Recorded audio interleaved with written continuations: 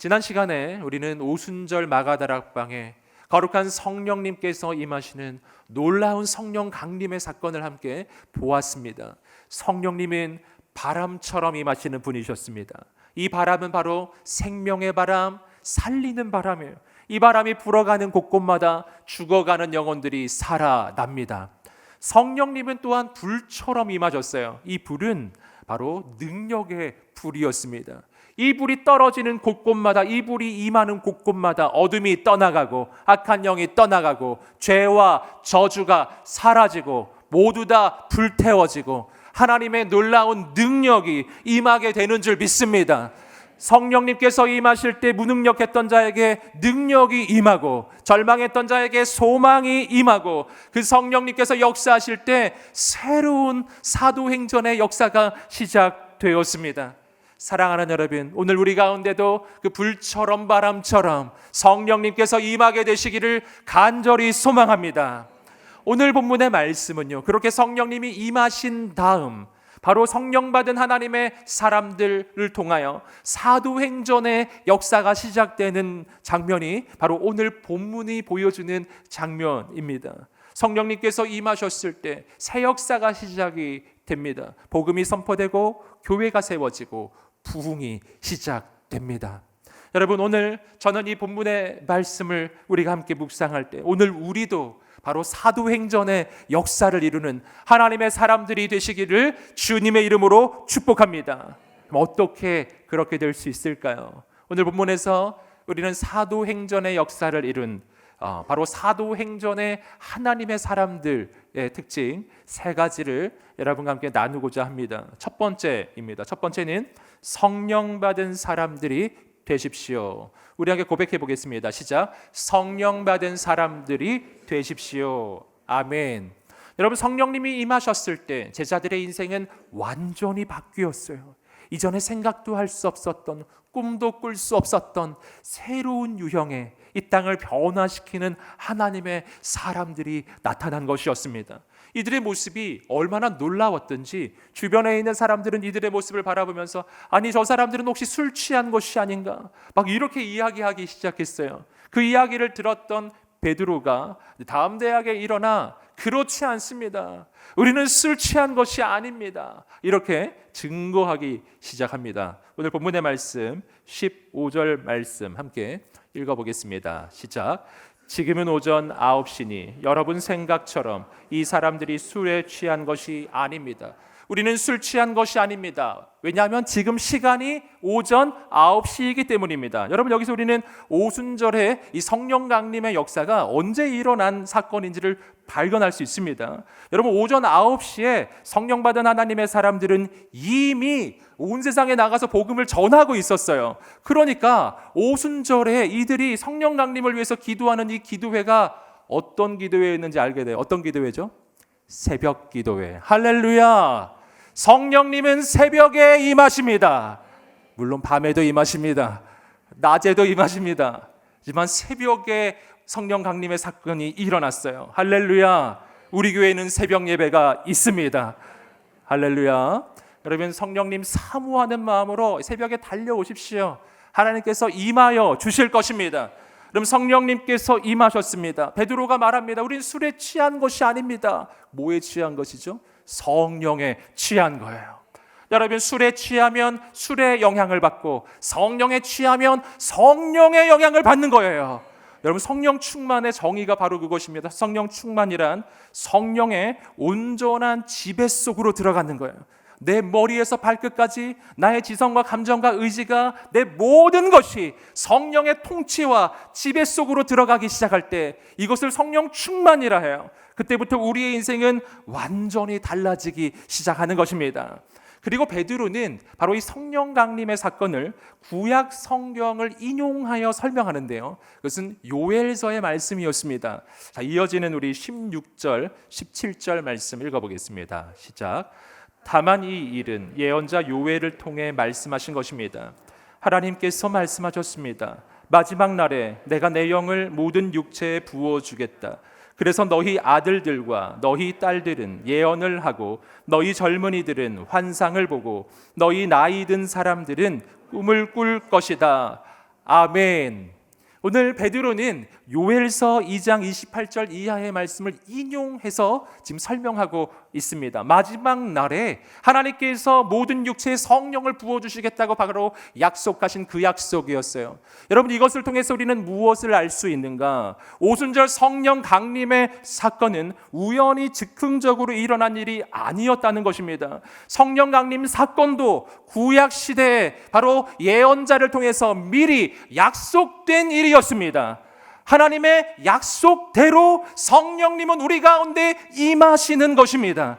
이것이 지금 베드로의 증언이었어요. 그리고 요엘 선지자의 이 말을 통하여 지금 베드로는 성령님이 임하셨을 때 우리 인생에 어떠한 일이 일어나게 되는지를 계속해서 설명해 주는데요. 우리가 이 부분 가운데서 주목할 부분이 있습니다. 그래서 지금 17절 중간에 나오는 내용인데요. 너희 젊은이들은 환상을 보고 너희 나이 든 사람들은 꿈을 꿀 것이다. 아멘. 여러분, 여기서 우리는 성령님이 임하셨을 때 우리 인생에 일어나게 되는 놀라운 영적 변화를 발견합니다. 여러분, 성령님이 임하시면 우리는 꿈을 꾸게 될 것입니다. 성령님이 임하시면 우리는 환상을 보게 될 것입니다. 여러분, 여기서 우리는 중대한 사실을 발견하는데, 여러분, 꿈을 꾸고 환상을 보는 것은 젊은이들만의 전유물이 아니었어요. 이건 나이와 관계 있는 게 아니었어요. 나이가 젊어도 성령이 임하시지 않으면 꿈꿀 수 없는 것입니다. 하지만 나이가 들어도 성령님이 임하시면 하나님의 꿈을 꾸게 될 것입니다. 여러분, 성경을 보시면 하나님께 쓰임 받았던 사람들은 다 그렇게 쓰임 받았어요. 여러분, 모세를 생각해 보세요. 모세는 민족의 지도자로서의 하나님의 꿈과 비전과 환상을 80세 때 본 거예요. 80세 때가 그의 인생에 하나님의 비전을 보는 순간이었습니다.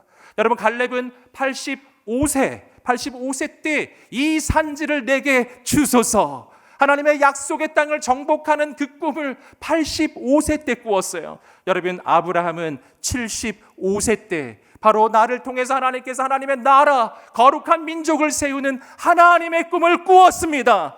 사랑하는 여러분, 우리는 이것을 통해서 중대한 사실을 발견해요. 꿈꾸기에 좋은 나이는 70이다. 할렐루야. 우리 인생은 80부터, 아멘. 여러분, 70세는 은퇴 나이가 아닌 거예요. 하나님의 꿈이 시작되는 나이입니다. 여러분, 그렇다면 우리 가운데 꿈꿀 수 없는 사람이 누가 있겠어요? 여러분, 여기 있는 모든 분들 성령님이 임하시고 하나님의 꿈을 꾸게 되기를 주님의 이름으로 축복합니다. 하나님의 비전을 바라보십시오. 여러분, 마귀가 역사하면 우리가 하나님의 꿈을 꾸지 못하게 됩니다. 왜냐하면 마귀는 언제나 내 삶의 현실을 보게 하거든요. 눈에 보이는 것들, 손에 잡히는 것들을 보게 해요. 그러면 낭망이 찾아와요. 절망이 찾아와요. 여러분, 그러나 성령님께서 임하시면 눈에 보이는 현실을 넘어서서 하나님께서 행하실 놀라운 환상을 보게 될 것입니다. 하나님께서 행하시는 놀라운 꿈을 꾸게 되기를 주님의 이름으로 축복합니다. 여러분, 성경은 우리에게 무엇을 말합니까? 오직 의인은 믿음으로 살리라. 그리고 믿음은 바라는 것들의 실상이요. 여러분, 믿음은 본래부터 눈에 보이는 것을 논하는 게 아니에요. 눈에 보이지 않는 하나님 이루실 영광스러운 꿈, 영광스러운 비전을 바라보는 것이 바로 그것이 믿음입니다. 그리고 주님은 말씀하셨어요. 내 믿음대로 될지어다. 여러분, 하나님의 사람의 인생은 어떻게 될까요? 여러분, 우리가 믿음으로 살기 시작하면 우리 인생은 현실대로 되지 않을 것입니다. 오늘 눈에 보이는 상황대로 되지 않을 것입니다. 믿음대로 될 것입니다. 약속대로 될 것입니다. 우리 인생은 하나님의 말씀대로 될 것입니다. 눈에 보이지 않지만, 지금은 손에 잡히지 않지만, 그냥 환상같이만 보이지만 하나님 역사하시면 그 환상은 반드시 현실이 될 것입니다. 여러분, 오늘 우리에게 그러한 하나님의 꿈이 있게 되기를 주님의 이름으로 축복합니다. 여러분, 성경을 보시면 하나님의 사람은 그런 사람들이었어요. 모세는 눈앞에 홍해가 있고 뒤에 애국 군대가 쫓아오고 있는 바로 그때, 아무도 꿈꾸지 못하고 아무도 소망을 품지 못했던 그때 담대하게 일어나 홍해를 가르시는 하나님을 바라보았습니다. 너희는 가만히 있어, 하나님께서 행하시는 구원을 볼지어다. 여러분, 그 꿈은 이루어졌어요. 여러분, 모든 사람들이 골리앗 앞에서 낭망하고 좌절하고 있었을 때 단 한 사람이 하나님의 꿈을 꾸었어요. 바로 골리앗이 쓰러지는 꿈, 바로 민족이 승리하는 꿈, 바로 이 민족을 통해 하나님의 역사가 나타나는 하나님의 비전을 보았습니다. 바로 다윗이에요. 그리고 다윗의 그 꿈과 비전이 이루어졌습니다. 사랑하는 여러분, 오늘 우리가 성령님께서 우리 가운데 임하게 되기를 주님의 이름으로 축복합니다. 하나님의 꿈, 이 땅에 하나님의 나라가 임하고 바로 사도행전의 역사가 시작되고 하나님의 놀라운 부흥이 일어나고 영혼이 살아나고 민족들이 주께 돌아오고 하나님의 역사가 나타나는 하나님의 꿈, 오늘 우리가 그런 꿈을 꾸게 되기를 주님의 이름으로 축복합니다. 오늘 우리 가운데 성령님이 임하시게 되기를 간절히 소망합니다. 두 번째는 예수 그리스도를 전하는 사람들이 되십시오. 우리 함께 선포해 보겠습니다. 시작. 예수 그리스도를 전하는 사람들이 되십시오. 아멘. 성령님이 임하셨을 때 제자들에게 일어난 가장 중대한 한 가지의 변화는 예수 그리스도를 전하기 시작했다는 것입니다. 여러분, 이것은 굉장히 놀라운 사건이에요. 왜냐하면 제자들은 그렇게 하지 않았었기 때문이에요. 제자들은 십자가를 경험하고 부활을 경험했음에도 불구하고 여전히 세상이 너무 두려워서, 유대인들이 너무 두려워서 숨어 있던 사람들이에요. 여러분, 그런데 그들의 인생의 변화가 일어납니다. 성령님이 임하시자 그들은 담대하게 일어나 세상을 향해 나아가 예수님을 전하기 시작하였습니다. 어떻게 이런 일이 일어났을까요? 그 까닭엔 주님께서 약속하신 대로 오직 성령이 너희에게 임하시면 너희가 권능을 받고 예루살렘과 온 유대와 사마리아와 땅끝까지 이르러 내 증인이 되리라. 바로 이 약속대로 성령이 임하셨을 때 주님은 그들에게 권능을 부어주셨기 때문이에요. 능력을 부어주셨기 때문이에요. 그래서 그들이 일어나 복음을 전하게 된 것입니다. 여러분, 오늘 우리 가운데 성령님께서 권능을 부어주시기를 주님의 이름으로 축복합니다. 우리는 세상을 이길 것입니다. 우리는 현실을 이길 것입니다. 우리는 예수님을 전할 거예요.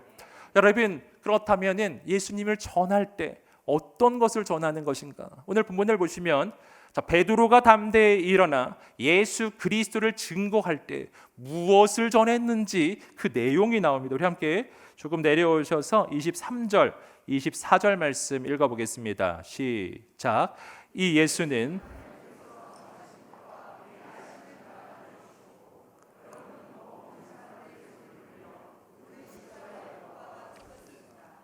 그러나 하나님께서는 죽음의 고통에서 풀어 그분을 살리셨습니다. 왜냐하면 그분은 죽음에 사로잡혀 있을 수 없었기 때문입니다.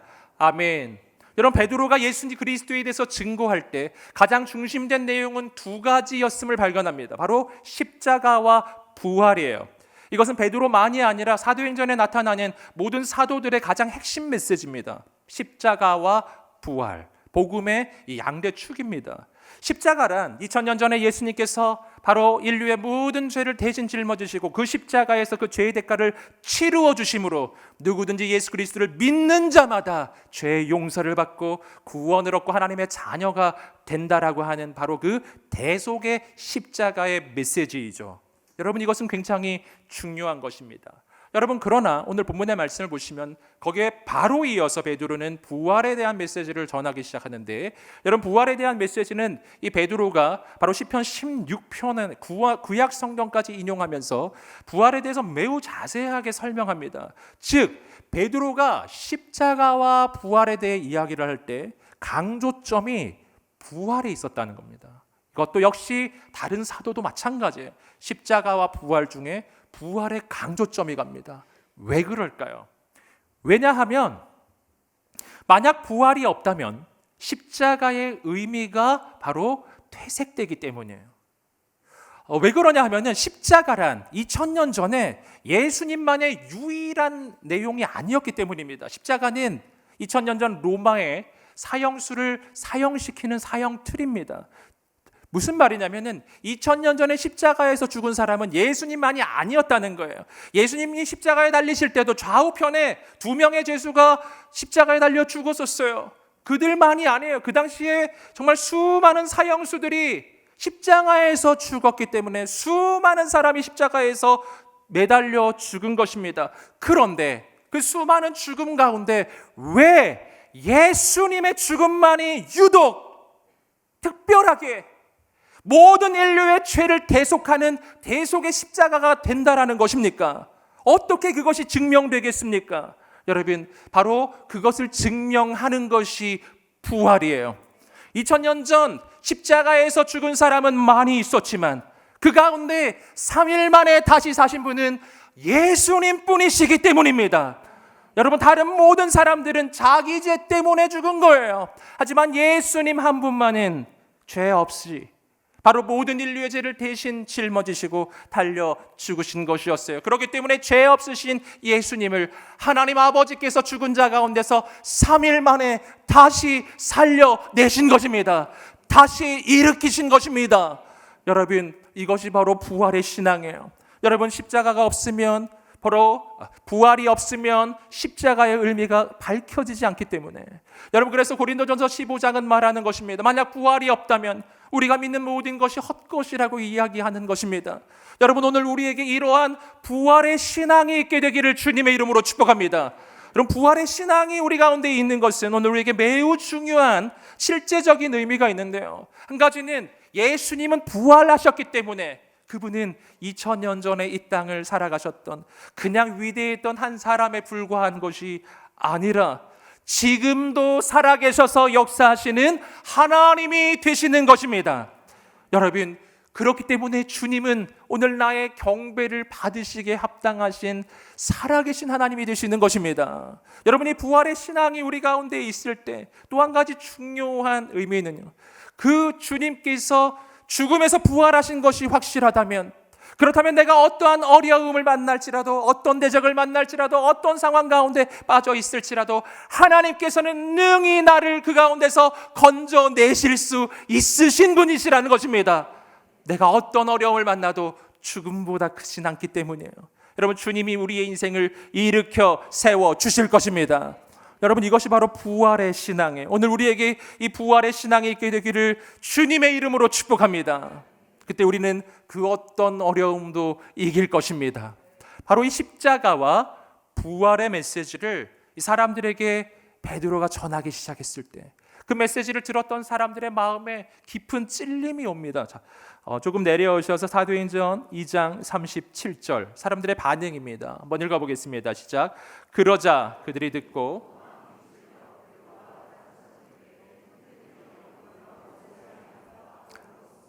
그들이 마음에 찔려서 이렇게 말합니다. 우리가 무엇을 해야 합니까? 이것이 바로 개역 개정의 번역으로는 우리가 어찌할꼬라는 거였어요. 여러분, 정말 예수님을 만나게 되니까, 정말 예수 그리스도의 십자가와 부활을 경험하게 되니까 내가 어떻게 해야 되겠습니까? 내가 처해져 있는 죄인으로서의 이 절망적인 이 상황을 이 사람들이 발견하는 거예요.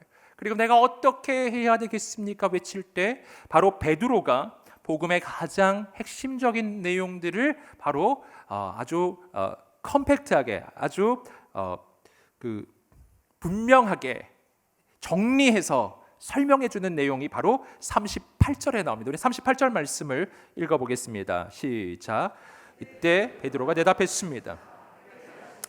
그리고 여러분의 죄를 용서받기 위해 예수 그리스도의 이름으로 여러분이 각각 세례를 받으십시오. 그러면 여러분이 성령의 선물을 받게 될 것입니다. 아멘. 여기서 보시면은 바로 주님을 향한 우리의 반응이 나와요. 두 가지 반응인, 하나는 회개하고 그리고 세례를 받는 거예요. 세례란 예수님을 믿고 나의 구원자로 영접하는 것입니다. 회개하고 세례를 받게 되면은 성령을 선물로 받게 되리라. 이것이 바로 구원받은 하나님의 사람이 구원받는 과정이에요. 회개하고 세례받고 성령 받는 것이죠. 바로 이러한 정말 중요한 영적인 구원의 메시지를 들었던 사람들이 그날 거기에 대해서 반응하기 시작하는데, 오늘 말씀을 보니까 아까 읽으셨던 것처럼 그날 이 복음을 믿고 예수님을 믿고 주께 돌아온 사람들은 3,000명이었어요. 3,000명이 주께 돌아온 것입니다. 여러분, 여기서 우리는 중대한 사실을 발견합니다. 그것은 뭐냐면, 우리가 복음을 전하기로 결단하고 그 복음을 전하기 시작하면 반드시 주께서 예비한 영혼들이 있다는 것입니다. 반드시 그 복음에 반응해서 돌아올 영혼들이 있다는 거예요. 우리가 그걸 어떻게 알 수 있냐면 오늘 이 본문에서 나온 이 3,000이라고 하는 숫자 때문, 이 숫자는 기적의 숫자입니다. 왜 그런가? 왜냐하면 지금 이들에게 반응하고 있는 이 유대인들이 어떤 사람들인가요? 이들은 지금 오순절에 모여 있는 유대인들이죠. 이들은 바로 얼마 전, 바로 유월절 절기에 예수님께서 십자가에 못 박혀 죽으실 때 그 예수님을 향해서 십자가에 못 박으라고 외쳤던 바로 그 유대인들이 바로 이 사람들이에요. 여러분, 제자들이 생각했을 때는요, 세상에서 제일 예수 안 믿을 것 같은 사람들, 얼마 전에 예수님을 십자가에 못 박으라고 외쳤던 사람들이 어떻게 죽게 돌아온다는 것입니까? 그들이 제일 두려워했던 바로 그 사람들이거든요. 그런데 복음이 선포될 때 바로 그들이 가장 먼저 죽게 돌아온 것입니다. 여러분, 예수 믿지 않을 것 같았던 사람인데 그가 제일 먼저 예수님을 믿은 거예요. 여러분, 하나님께서 역사하시면 구원의 역사, 회개의 역사, 변화의 역사가 일어나게 되는 줄 믿습니다. 하나님은 역전의 하나님이십니다. 변화되지 않을 것 같은 사람이 변화되고 가장 위험해 보였던 이 예루살렘에서 하나님께서는 역사상 가장 위대한 부흥의 역사를 경험했던 바로 예루살렘 교회를 세우신 거예요. 사랑하는 여러분, 오늘 우리 가운데 거룩한 전도의 결단, 복음 전파의 결단이 있게 되기를 주님의 이름으로 축복합니다. 가는 곳마다 예수 그리스도를 증거하는 여러분 되시기를 주님의 이름으로 축복합니다. 우리 가정이 변화될 것입니다. 우리 학교가 바뀔 것입니다. 일터가 바뀔 것입니다. 우리 자녀들이 주께 돌아올 것입니다. 우리 부모님도 주께 돌아올 것입니다. 이 땅에 하나님의 나라가 임할 것입니다. 오늘 우리가 예수 그리스도를 전하는 그리스도의 증인 되시기를 주님의 이름으로 축복합니다. 세 번째입니다. 세 번째는 교회를 세우는 사람들이 되십시오. 우리 함께 선포해 보겠습니다. 시작. 교회를 세우는 사람들이 되십시오. 아멘. 성령님이 임하시고 이들이 복음을 전하기 시작했을 때 놀라운 또 한 가지 사건이 일어나는데 교회 공동체가 세워졌다는 것입니다. 여러분, 이것이 왜 놀라운가? 왜냐하면 교회는 하나님께서 친히 세우시는 공동체이기 때문이에요. 성경을 보시면 하나님이 직접 그 손으로 지으신 공동체가 두 개가 나오는데 하나는 가정, 또 하나가 교회입니다. 오늘 본문의 말씀 바로 그 교회가 탄생하는 장면이에요. 여러분, 교회는 가장 연약하고 가장 부족한 사람들이 모여 있는 공동체예요. 사람을 보면 소망이 생기지 않잖아요. 여러분, 그러나 그때 눈을 들어 우리 교회의 머리가 되시는 예수님을 바라보게 되기를 주님의 이름으로 축복합니다. 인간은 부족하지만 우리 머리 되신 주님은 부족하지 않으십니다. 인간은 연약하지만 우리 교회의 머리가 되시는 예수님은 온 우주의 왕이십니다. 그분이 우리 교회를 이끄십니다. 그분이 우리 교회를 통해서 놀라운 일을 이루실 것입니다. 여러분, 오늘 본문의 말씀은 바로 그렇게 주님이 세워주신 첫 번째 교회, 모든 교회의 모델이 되는 예루살렘 교회가 어떤 교회였는지를 보여줍니다. 오늘 말씀을 통해서 역시 세 가지 초대교회, 예루살렘 교회의 세 가지 특징 함께 보겠습니다. 첫 번째는 하나님을 뜨겁게 예배하는 예배 공동체. 한번 읽어보겠습니다. 시작. 하나님을 뜨겁게 예배하는 예배 공동체. 아멘.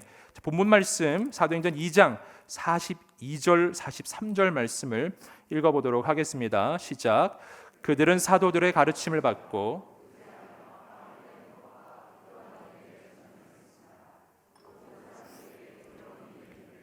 사도들을 통해 기사들과 표적들이 나타났습니다.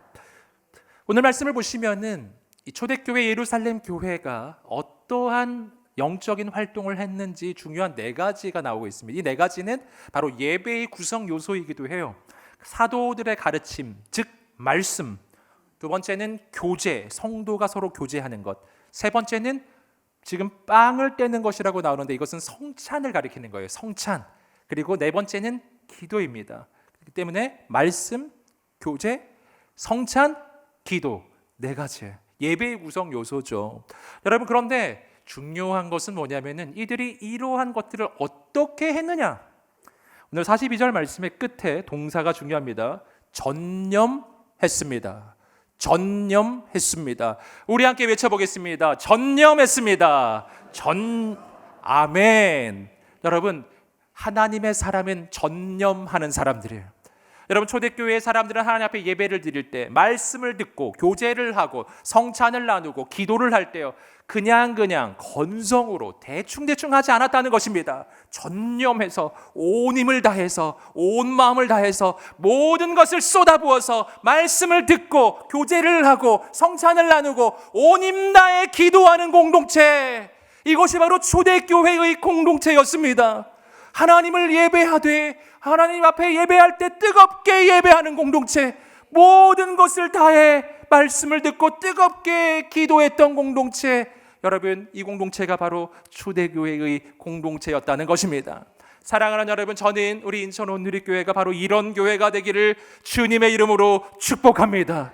하나님 앞에 뜨겁게 우리의 열정을 올려드리는 그런 교회가 되기를 간절히 소망합니다. 바로 그렇게 하나님 앞에 예배하며 나아갈 때 어떤 일이 일어났는가? 43절의 말씀을 보니까요, 사도들을 통해 기사와 표적이 나타났다고 해요. 기사, 기이한 일이죠. 표적, 사인, 바로 하나님의 나라를 보여주는 사건들이 일어나기 시작했어요. 이것을 쉽게 말하면 하나님의 기적이 일어났다는 것입니다. 여러분, 초대교회 예루살렘 교회가 예배를 드리면요, 이 예배는 절대로 의례적이고 형식적이고 습관적이지 않았다는 것을 말해주는 거예요. 여러분, 우리가 드리는 이 예배는 절대로 의례적인 형식적인 예배가 되어서는 안 돼요. 여러분, 42절 43절 이 말씀의 역사가 우리 예배 가운데 일어나게 되기를 간절히 소망합니다. 오늘 우리가 온 맘 다해 하나님을 예배할 때 하나님의 기사와 표적이 나타나고 기적이 일어나는 그러한 예배, 어둠이 떠나가고 악한 영이 떠나가고 질병이 떠나가고 문제가 풀려지고 우리 가운데 거룩한 성령의 은사와 능력이 임하고 권능이 임하는 예배, 오늘 우리의 예배가 되기를 간절히 소망합니다. 초대교회 예배가 바로 그런 예배였다는 것입니다. 뜨거운 예배의 공동체였어요. 여러분, 그렇기 때문에 오늘 말씀을 보면 사람마다 두려운 마음이 임했다고 해요. 경외함이죠.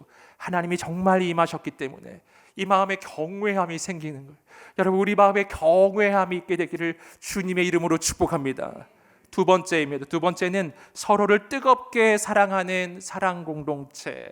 우리 함께 한번 읽어볼까요? 시작. 서로를 뜨겁게 사랑하는 사랑 공동체. 자, 이어지는 44절부터 46절까지 말씀입니다. 읽어보겠습니다. 시작. 믿는 사람들이 모두 함께 모여 모든 물건을 함께 쓰며 재산과 소유물을 팔아 각 사람에게 필요한 대로 나눠 주었습니다. 그리고 성전에서 한 마음으로 모이기를 힘쓰고 집집마다 빵을 떼면서 기쁨과 순수한 마음으로 음식을 나눠 먹었습니다. 아멘. 오늘 말씀을 보니까 또 한 가지의 특징, 서로를 뜨겁게 사랑하는 공동체가 이 초대교회 공동체였어요. 이들은 함께 성전에서 모이고 집집마다 모이고 함께 떡을 떼고 교제를 하는 아름다운 공동체였는데, 무엇보다 중요한 장면이 오늘 말씀에서 나옵니다. 그것은 뭐냐면 이들은 서로에게 문제가 있을 때, 어려움이 있을 때 기꺼이 자신의 것을 내어주고 서로를 위해서, 공동체를 위해 헌신했던 공동체, 자신을 주는 공동체였다는 것입니다. 물질을 내어주고 시간을 내어주고 재능을 내어주고 기꺼이 영혼을 살리기 위해, 공동체를 세우기 위해 헌신하는 사람들이 그곳에는 넘쳐났는데 모든 이들이 그렇게 했다는 거예요. 여러분, 오늘 우리 인천 온누리교회가 그런 교회 되기를 주님의 이름으로 축복합니다. 어떻게 이렇게 할 수 있을까요? 그 까닭은 주님께서 나를 먼저 그렇게 대해 주셨기 때문이에요. 예수님이 나를 살리시기 위해서 하늘의 영광을 버리고 나를 위해 이 땅에 오셨기 때문입니다. 그 사랑을 받았기 때문에 나도 그 사랑으로 서로를 축복하고 사랑하는 것입니다. 세 번째는 날마다 구원받는 사람들이 돌아오는 부흥 공동체. 우리 함께 고백해 보겠습니다. 시작. 날마다 구원받는 사람들이 돌아오는 부흥 공동체. 아멘. 마지막 47절 말씀을 읽어보겠습니다. 시작. 그리고 하나님을 찬양하고 사람들로부터 칭찬을 받아 주께서 날마다 구원받는 사람들을 더하게 하셨습니다. 아멘. 바로 그렇게 이들이 성령을 받고 복음을 전하고 공동체를 세웠을 때 놀라운 일이 일어나기 시작하는데, 영혼들이 주께 돌아오는 일이 일어났어요. 오늘 말씀을 보니까 날마다 구원받는 사람들이 더해지는 공동체, 이것이 바로 초대교회 공동체였습니다. 여기서 우리가 주목할 것은 뭐냐면 구원받는 사람들이 더해졌다는 거예요. 이것은 예수 믿지 않았던 사람들이 예수 믿고 주께 돌아왔다는 것이잖아요. 이 말의 배경에는 이 초대교회 성도들은 온 세상에 나아가서 전도하는 사람들이었다는 것을 말해줘요. 여러분, 오늘 저는 우리 인천 온누리교회 모든 성도님들이 온 세상에 나아가 예수 그리스도를 증거하는 하나님의 사람들이 되시기를 주님의 이름으로 축복합니다. 그때 하나님께서 어떻게 해주시는가? 말씀을 보니까 주께서 날마다 구원받는 사람들을 더하게 하셨습니다. 구원받는 사람들이 주께 돌아오기 시작하는데 이것을 누가 하셨는가? 주께서 하셨다라고 오늘 말씀이 말하고 있어요. 우리 함께 따라해 보겠습니다. 주께서 하셨습니다. 아멘. 여러분, 영혼이 살아나는 일, 영혼들이 주께 돌아오는 일은 주께서 하시는 일입니다. 여러분, 여기서 우리는 중대한 사실을 발견합니다. 그것은 뭐냐 하면은 영혼이 살아나고 영혼들이 주께 돌아오는 이 일을 하나님이 간절히 원하신다는 거예요. 그 일을 너무 원하시는 일이에요. 그래서 우리가 그 일에 헌신하고 그 일을 결단하면 하나님이 반드시 응답해 주시는데, 그때 일어나는 일이 부흥이에요. 여러분, 부흥은 하나님께서 역사하시는 일입니다. 사랑하는 여러분, 오늘 우리 가운데 거룩한 부흥이 일어나게 되기를 간절히 소망합니다. 우리 가운데 복음의 열정이 새로워지기를 주님의 이름으로 축복합니다. 우리 교회가 그런 교회가 되기를 간절히 소망합니다. 여러분, 저는 오늘 말씀을 통해서 사도행전의 역사를 이루어갔던 사람들의 세 가지 영적인 특징을 함께 나누었습니다. 이 시간 우리가 함께 이 세 가지를 선포해 보겠습니다. 시작. 성령 받은 사람들이 되십시오. 예수 그리스도를 전하는 사람들이 되십시오. 교회를 세우는 사람들이 되십시오. 우리를 통해 하나님께서 사도행전의 역사를 이루어 가실 줄 믿습니다. 여러분, 이 시간에 오늘 이 말씀 붙잡고 함께 합심하여 기도하며 나갈 때 하나님, 우리에게 성령을 부어 주시옵소서. 예수 그리스도를 증거하게 하여 주시옵소서. 우리를 통해서 세상을 변화시키는 거룩한 주님의 몸된 교회가 세워지게 하여 주시옵소서. 오늘 낭망했던 영혼들 소망을 얻게 하여 주시옵시고, 절망했던 모든 영혼들마다 하나님의 꿈을 꾸게 하여 주시옵소서. 주의 권능과 은사와 능력을 부어 주시옵소서. 주 앞에 두 손 들고 주의 한번 외치며 기도하겠습니다. 주여, 하나님, 우리를 통하여 역사하여 주옵소서. 생명의 주님, 거룩하신 주님, 역사하여 주시옵소서. 하나님의 바람이 불어오게 하여 주시옵소서. 하나님의 역사가 나타나게 하여 주시옵소서. 성령의 불을 내려 주시옵소서. 성령의 바람이 불게 하여 주시옵소서. 주여, 주여, 주옵소서. 영혼들이 주께 돌아오는 놀라운 역사를 이루어 주시옵소서. 주여, 주여. 기도하며 나가는 우리 모든 심령마다, 인생마다 하나님의 나라가 임하게 하여 주시고, 주여, 우리 교회를 통하여 하나님의 놀라운 생명과 부흥의 역사가 나타나게 하여 주옵소서. 사랑하는 주님, 우리에게 성령을 부어 주옵소서. 꿈꾸게 하옵소서. 오늘 우리가 예수님의 증인 되게 하옵소서. 우리를 통하여 세상을 변화시키는 주님의 몸된 교회가 세워지게 하여 주시옵소서. 주께서 행하실 모든 것을 기대합니다. 소망합니다. 감사를 드리며 예수님의 이름으로 기도드립니다. 아멘. 우리를 통해 놀라운 역사를 이루실 우리 하나님께 감사와 찬양의 박수 올려드리겠습니다.